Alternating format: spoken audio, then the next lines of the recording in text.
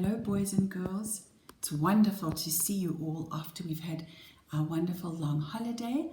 I hope you're ready for lots of learning and fun. And I'm sure you've noticed that the weather has become so much warmer. And that's because we've moved into our season called spring. And I must say it's my favorite season of the year, with all the little blossoms starting to bud on the flowers and with all the beautiful smells in the garden too. Now today I went on a little walk in my garden and I picked some different flowers. What I'd like you to do is to go for a little walk in your garden too.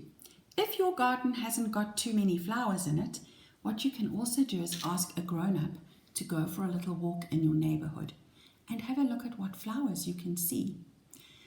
Now, it's not a good idea to pick flowers if they don't belong to you. So take a phone or an iPad or something with you with your grown-up that's with you and take some photos of the flowers that you can see. Because what we're going to do today is we're going to draw a beautiful spring field with the most beautiful spring flowers growing in it. Now, I've got lots of different colors here, which is going to make my picture beautiful and colorful. The first thing you're going to do is you're going to get a big piece of paper, about this size. Now, if you don't have a big sheet like that, what I find helpful is to get two smaller pieces, and I want you then to join them together. You'll need a grown-up to help you to join them. You can use sticky tape or glue to stick your two sheets together. Once you've got those ready, you're going to need either a pencil or a Koki, a black Koki. I'm going to use a Koki because it shows up well and then you can see the type of picture that we're going to do. Now, the first thing you're going to do is use some zigzag pointy lines to make the grass.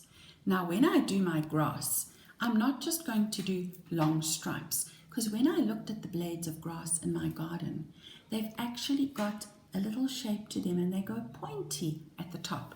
Something like this. Pointy bits of grass. And in this field of mine, the grass isn't all the same length. There's some longer bits and some shorter bits. There we go. Now I'm going to choose a flower that I would like to draw. I think I'm going to start with a yellow daisy. I do love daisies. Do you see they've got a center bit with the petals coming off? I think my daisy is going to go here. There's its stem. Then it's going to need that round bit in the center. And then I'm going to do yellow petals all around. But for now, they're just going to be done with my Koki because in a minute, I'm going to add the color with some paint. And there's my yellow daisy. Then I think I really like this pink one.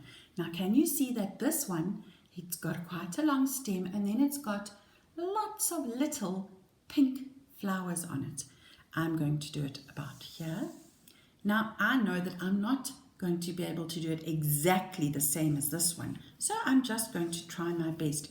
I can see it's got little bits and then it's got little pink flowers and they've also got a little center bit. And little pink flowers and a center bit all coming off this stem. Now, because we are all artists, our work is not all going to look the same because when artists work, they have their own way of doing things. So your picture can look however you want it to look. And there we go, that's that flower done. Now, I also love this one. It's got lots of little leaves on and then it's got these orange flowers on it. I'm going to do a stem and I'm going to do some leaves on it. Again, it doesn't have to be exactly like the flower that you've chosen. You're just going to try your best. And there's one of those orange flowers and another orange flower and another one. Oh, my field of flowers is starting to look really beautiful. Now, I don't think I'm going to be able to draw all these flowers, but let's see. I also love this purple lavender. I'm going to put this one in here. And the lavender has got lots of little pieces around and then a purple turret little tuft on top, and I see it's got some little leaves near the bottom. So I'm going to do those. That's my piece of lavender. And this one's rather interesting. It's like a dark orangey red color, and it's called a pansy. You might have some of these growing in your garden, and it's got quite a big area around the top, and then inside it's got a little yellow bit, and then some shapes around that. And there's my pansy. Now I think I can fit one more flower in. I think, oh, this one is one of my other favorites because it's also like a daisy, and I do love daisies. This one has a long stem, and then it's got a little round center bit in the middle, which is yellow, and then it's got these thin little petals like a daisy all around the yellow middle. Now children, your next job, once you've done your picture and you're ready to start painting, you can use any paints that you have got at home. You can use watercolors, which are those little round ones that are in the palette, or you can use paint that's quite runny. The paints I've got today are these ones, and they're quite runny.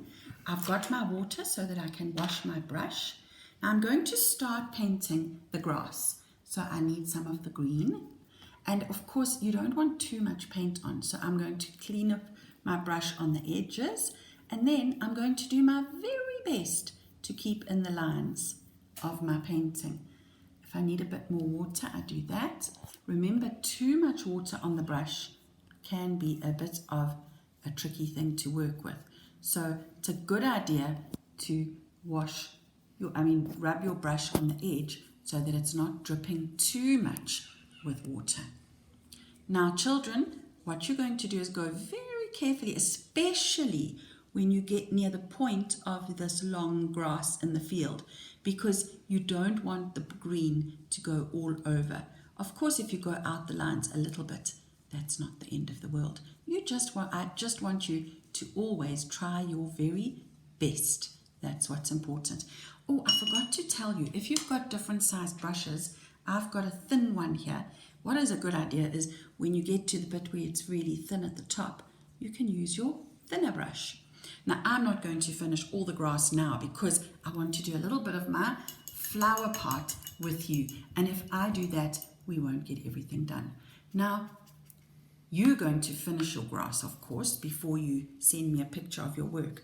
Now I'm going to do a bit of my yellow daisy. Now because these petals are quite little, I'm using my thin brush to do this. And my next petal. Now children, I know how good you are at color mixing. So if your paints don't have the exact color that you would like to use, remember, you can mix colors together and see how those turn out to try and get the shade of color that you want for your picture. Now again, I'm not going to finish painting this completely. I'm going to start another flower just to show you. Then in the center, this is yellow as well, but it's got more of a splodgy kind of rough texture. So I've done that like that with my brush. Now, I think I'm going to go to my lavender, which is a purple color. Now, I don't have a purple. So what I'm going to do is I've got a plastic lid and I'm going to mix some of my blue and some of my red to try and make a purple. And let's see how that turns out. And I might need a bit of white as well.